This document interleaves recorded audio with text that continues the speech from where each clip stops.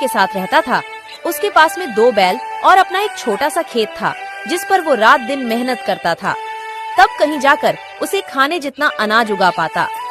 रामू गरीब होने के साथ साथ ईमानदार भी था। रामू की पत्नी हमेशा अपने भाग्य को कोसती रहती, न जाने किस जन्म के पाप भोगने पड़ रहे हैं जो इतनी गरीबी उठानी पड़ रही है, न जाने भगवान अपनी किस दिन सुनेंगे। अरे भाग्यवान, अपन कर्म के अलावा और कर भी क्या सकते हैं? देना नहीं देना ये सब तो ऊपर वाले के हाथ में है, अपने सोचने से क्या होगा। कह तो तुम सही रहे हो, मगर 2 साल से अपने गांव में ठीक से बारिश नहीं होने के कारण फसल खराब हो रही है।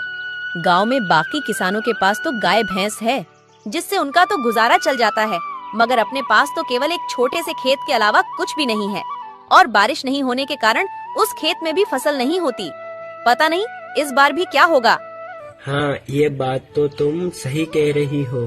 पिछले 2 साल से ठीक से बारिश नहीं होने के कारण फसल बर्बाद हो रही है, और अब तो कुएं भी सूखने लगे हैं, उनमें भी पानी अब कम बचा है। पता नहीं इस बार खेती में क्या होगा, ये तो ऊपर वाला ही जाने। चलो भाग्यवान, अब मैं चलता हूँ। रामू रोज की तरह अपने दोनों बैलों को लेकर अपने खेत की ओर निकल पड़ता है। रामू भले ही गरीब था, मगर बहुत ईमानदार था। वो दूसरों का भला ज्यादा सोचता था और वो हमेशा अच्छे कर्म करने की समझ रखता था। और फिर रामू खेत पर पहुंचकर खेत पर मेहनत और लगन से काम करने लगता है।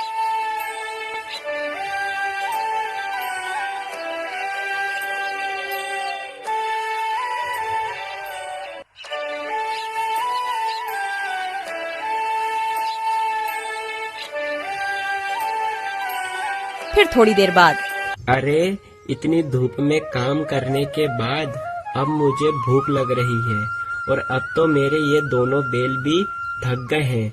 एक काम करता हूँ, मैंने अपने आधे खेत की तो जुताई कर ली है, और आधे खेत की जुताई अब मैं कल कर लूँगा। मेरे ये बेचारे बैल भी थक गए हैं। चलो चलो, अब अपन घर चलते हैं। रामू खुद से ज्यादा अपने बैलों का ख्याल रखता था।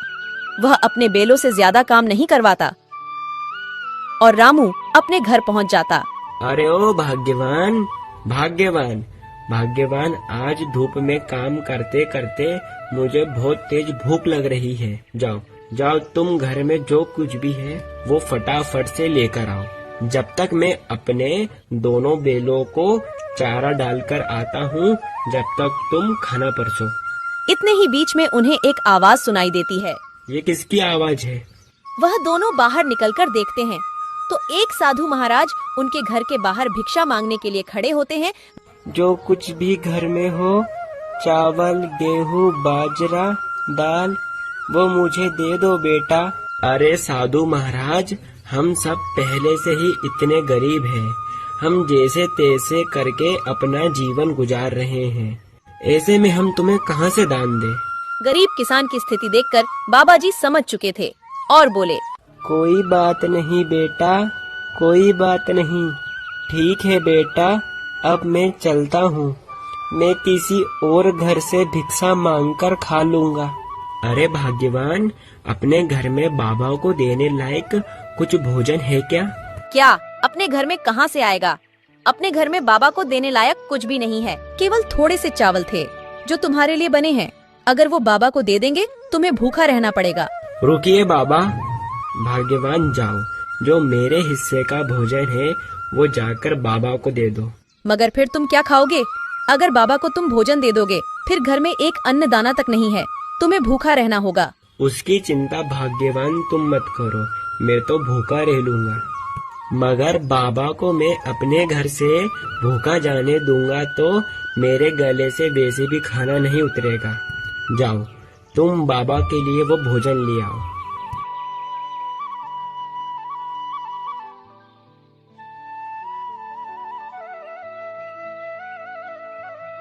रामू की पत्नी रामू की बात के अनुसार रामू के हिस्से का खाना बाबा को दे देती है। धन्यवाद बेटा, धन्यवाद। भले ही तेरे अभी बुरे दिन चल रहे हैं, मगर ऊपर वाला सब देख रहा है। वो तेरी एक दिन अवश्य सुनेगा बेटा, धीरज रख।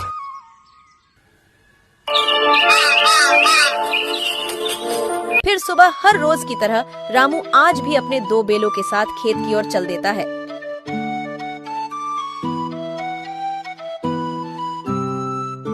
अपने खेत की जुताई कर ही रहा था तो फिर इतने में एक अमीर व्यक्ति रामू के खेत के किनारे से गुजर रहा था और रामू के पास आकर कहता है, अरे भाई, यहाँ आसपास कहीं पानी है क्या?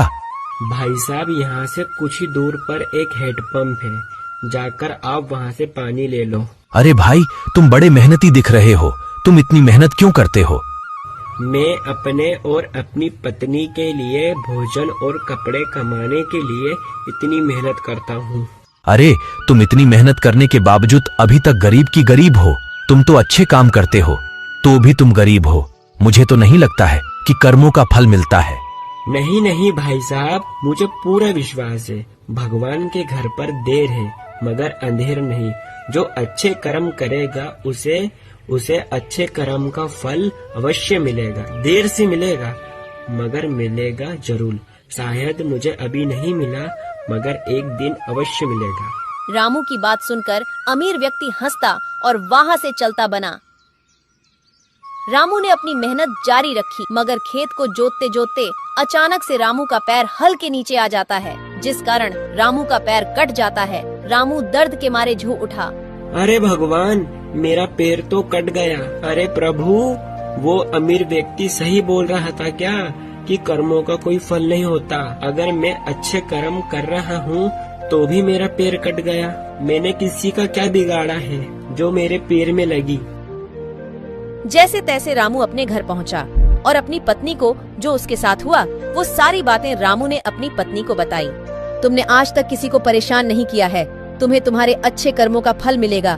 रामू को अपनी पत्नी की बात सुनकर तसल्ली आई।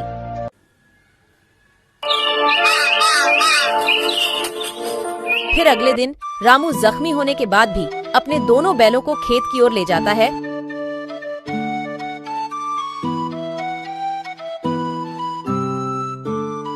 अरे अभी तक बारिश तो आई नहीं, अब फिर मैं अपने खेत की सिंचाई कैसे करूँगा? चलो एक काम करता हूँ, अपने खेत के कुएं में जाकर देखता हूँ उसमें कितना पानी है। अगर उसमें पानी हुआ तो अपने खेत की सिंचाई करूँगा। अपने खेत के कुएं के पास में जाता है मगर कुएं में एक बूंद भी पानी नहीं था। कुआं पूरा सूखा पड़ा था। अरे मेरा खेत का कुआं तो पूरी तरह से सूख गया। अरे भगवान, ये कैसी परीक्षा ले रहे हो? घर में अन्न का एक दाना नहीं और अब तो मेरा कुआं भी सूख गया है। इस बार खेती में कैसे करूँगा भगवान? एक काम करता हूँ, मैं अपने कुएं के अंदर जाकर खुदाई करता हूँ। अगर पानी निकल जाए, हे भगवान कृपा करना प्रभु। इतना कहकर रामू कुएं के अंदर उतरकर खुदाई शुरू करता है।